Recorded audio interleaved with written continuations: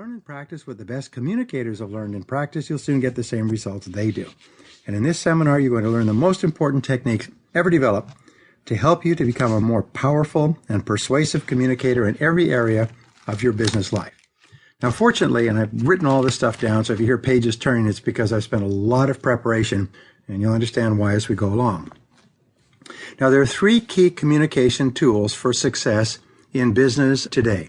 They're also helpful in personal life as well. But in business, the first is a meeting. And you have to understand about meetings. A meeting is a presentation. A meeting is an opportunity for you to perform in front of others. It's a meeting is a chance for you to give a public talk, if you like, even though everyone is sitting down. And here's an important point. People who do not contribute to meetings are considered to have nothing to contribute. So if you're fearful or tense about speaking up in a meeting, it's actually sabotaging your life and your career. People actually downgrade you, consider you to be not particularly intelligent or competent because you sit there afraid to speak up. So just learning how to speak up in a meeting dramatically improves your self-concept and self-esteem, but it dramatically improves the opinion that other people have of you.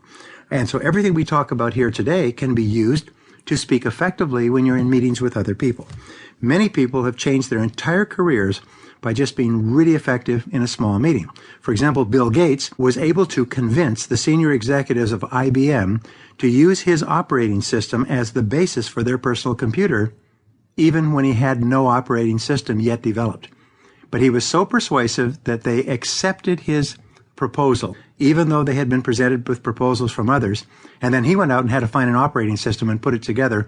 And as a result, today, he's the richest man in the world. It all goes back to that critical meeting with IBM when this young little kid with a weaselly little face, 26 years old, was able to convince them that he could provide them with what they wanted. Now, another form of communication is a written letter or proposal, but this merely indicates clarity of thought. If you can write well, it means that you can think well. If you think well, people have a higher regard for you. But especially the presentation. Now, the presentation is where you actually stand up and you speak to a small or large group. And wonderfully enough, most of the best business speakers today were once terrified of speaking on their feet. They say every master was once a student, was once an amateur. Every master was once a disaster, somebody says. So you can learn to be an excellent speaker. You can earn the respect and esteem of others. You can accelerate your career. You can improve your life in ways what you'll learn in this seminar. Now, making a speech, giving a talk, is a logical process like dialing a phone number. It's not really a hard thing to do unless you're looking at it from the outside. Sometimes people come up to me and they say, boy, I should get into speaking. It looks easy. And I learned from Og Mandino many years ago. He said, anything that's easy to do is hard to prepare. He said, anything that looks easy to do is hard to prepare. So a person who actually gives a great performance, whether it's speaking or singing or anything else, has done a lot of preparation. The basic structure of a talk is built around three parts. It's the opening, the body of the talk, and the close. And you must be very clear about those three parts. Now, the opening can be short or long. It should usually not be more than about 10% of the talk. The close can be short or long, but should not be more than about 5%.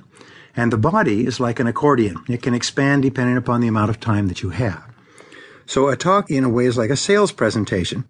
It's based on the AIDA model, AIDA, which says the first part of selling is to get attention, the A, arouse interest, the I, create desire, the D, and then ask for action. And the key to successful speaking is preparation. Preparation is 90% of a successful talk. People think that successful speaking is based on being an artist and having great jokes and sense of humor and wonderful personality and everything else.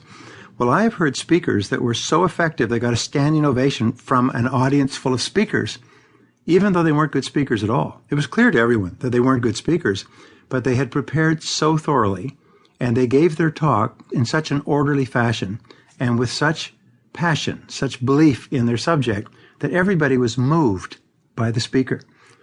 Some of the great speakers in history have been people like Mother Teresa.